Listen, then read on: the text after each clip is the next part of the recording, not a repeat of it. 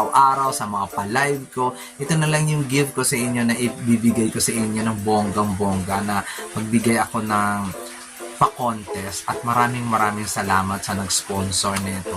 Alam mo na yung kung sino ka, Ma'am Ana. Pero hindi ko nababanggitin atin dito. Ng bonggang-bongga. Pero thank you so much. Nag-sponsor siya ng 2,500 pesos. So, limang subscriber ko ang mananalo ng 5,500 pesos each. O, diba? Bonggang-bongga. I-comment lang ninyo dito sa video na ito kung sino ang gusto ninyong manalo Miss Universe Philippines. Just type name and lugar na na-represent ng gusto ninyong manalo. Yun lang, wala ng iba. Thank you so much sa suporta. At meron pang isa. Sino ang mananalong best in long gown? O, diba? Kung mag-comment down below lang din kayo, best in long gown or best in evening gown at saka yung lugar. Yun.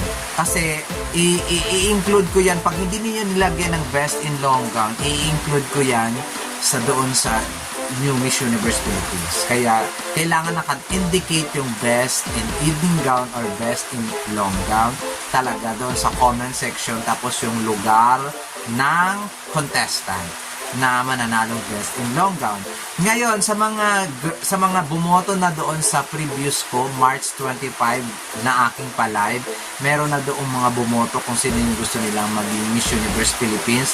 Tapos last week, meron ding akong video about dito sa pa-contest ko na to, 500 pesos, 5 winners ng 500 pesos, meron ding akong pa-contest na video pala, na video, at doon yung mga nag-comment doon ay may chance din iksasama ko sa listahan. Tapos mag-stop lang ang pag-comment dito kung sino ang gusto niyo manalo sa Miss Universe Philippines at saka ay sa ano ba tawag dito? May 13, 5 p.m. lang ang cut-off ng pag-send at pag-comment ninyo. Sa May 13, 5 p.m. lang po, at kung sumobra na doon ay hindi na po valid ang inyong vote. So, ililista ko lahat-lahat yan, tapos irarapol ko kung sino talaga ang bonggang-bonggang makahula kung sinong mananalo ng Miss Universe Philippines 2023 at yung bonggang-bonggang makahula ng best in long gown or evening gown. So, mananalo kayo ng 1,000 dito sa Best in Evening Gown, ha? Sponsored by Sir Gilbert Palyado. Sir Gilbert Murillo Palyado. Kaya, join na kayo, guys. Maraming salamat. So, sa mga uulitin ko, ha?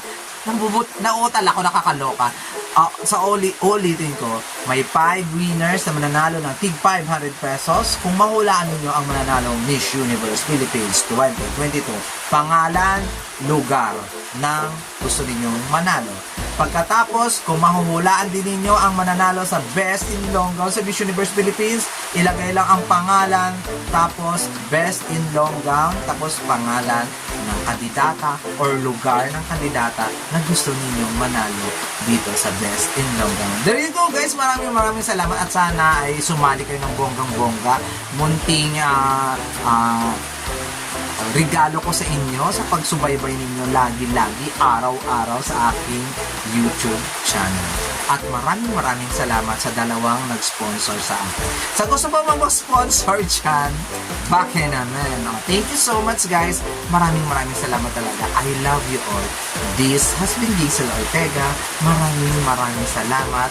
At sana ay maging i-bless tayong lahat ni Lord. I-bless tayong lahat, lalong-lalo na sa nag-sponsor. I-bless tayo lalong-lalo na yung mga mananalo. So, good luck sa ating lahat. Thank you so much po. Paalam.